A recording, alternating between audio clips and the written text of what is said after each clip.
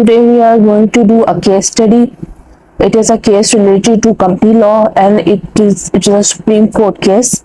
Case title is Tanveer Cotton Mills Private Limited, Tanveer Spinning Mills and Weaving Mills Limited versus Summit Bank Limited 2024. This case is also available on Supreme Court website. Now let's dig into the details. Bench members are Justice Syed Mansoor Ali Shah, Justice Muhammad Ali Mazahir, Justice Athar Anullah. This case is related to the winding up of a company. Since the petition companies has been ordered to wind up and the official liquidator appointed by the implied judgment, they would not maintain these petitions in their names, especially through their former chief executive, who is no longer has any authority in managing the affairs of the petitioner companies. After the appointment of the official liquidators in the support of his argument, he cited two judgments of higher courts. Number one is Halala Spinning Wheel Limited versus Industrial Development Bank 2002 CLD 978. Number two is Muhammad Akbar versus Masood Bhagpati 2019 CLD 1. The objection of the learned counsel for the respondent banks thus gave rise to an important question of law, that is, whether the company that has been ordered to be wound up can challenge the winding up order in its name through its board of directors or chief executive officers. A well-settled principles of law which hardly needs to any reference is that where is a right of appeal is provided from a judgment, decree or order without specifying the person who can avail it. Every person who is adversely affected by and thus aggrieved by such judgment, decree or order can avail the right of appeal. A company is a separate juristic person distinct from its directors and shareholders.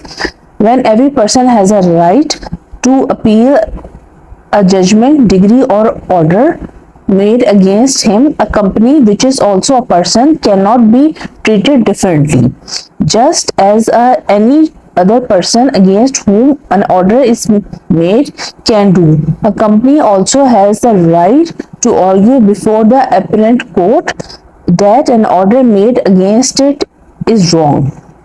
A winding up petition is filed against a company. The winding up order is made against the company. The company is thus an aggrieved person by such as an order. Therefore, a company against which a winding up order is passed does not have the right to appeal it. Section 6(1) of Companies Act 2017 provides that any person aggrieved by any judgment or final order of the court passed into original jurisdiction under the Act may within 60 days file a petition for leave to appeal in the Supreme Court of Pakistan. It uses general expression any person aggrieved, does not mention the specific person competent to file petition for leave to appeal. However, given above legal position, a company against which a winding up order has been passed falls within the scope of the expression any person aggrieved, and there can file a petition for leave to appeal in this court under the section. Under company law, as stated in the provision to section 387 of the Companies Act 2017, upon the commencement of the winding up of a company, the liquidator takes the place of board of directors and chief executive of the company. They become for functionis officio and their powers are assumed by the liquidator. Constantly, the legal position emerged that despite of the appointing of the liquidator, certain powers still remain with the directors of the company who, before the winding of the order, had the ultimate responsibility for managing the company and acting in the best interest of the company. Such powers are usually referred to as residuary powers, and we cannot affect the provisions of company law like the proviso to section 387 of the Companies Act 2017. Another well-established principle of the law supports that the above conclusion. Any appeal is a continuous of a original proceeding. No one disputes or can dispute that the direction of a company can and usually do contains the originally proceeding intended for initiating up the company, that is the petition filed for winding up the company. A company that is ordered to be wound up does not stand wound up or dismissed upon the making of winding up order. The winding up order does not mark the culmination of winding up proceeding, but rather, in fact, initiates such proceedings. When the director can defend the original winding up proceeding, they can surely also file and pursue an appeal rising from that original proceedings, as it is an integral part of defending the company from being wound up until it stands wound up or dissolved. This continuous assurance that the company retains right of defense throughout the legal process, which is necessary corollary of a company's right to appeal, that its directors control the conduct of the appeal, just as they had control over the defense to wound up petition in the first instance.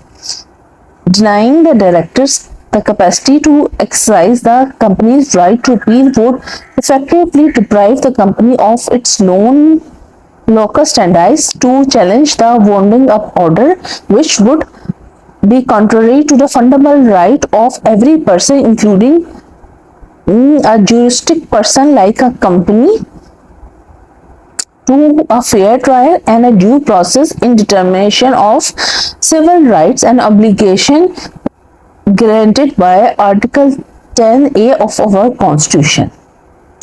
A minor points remains to be addressed.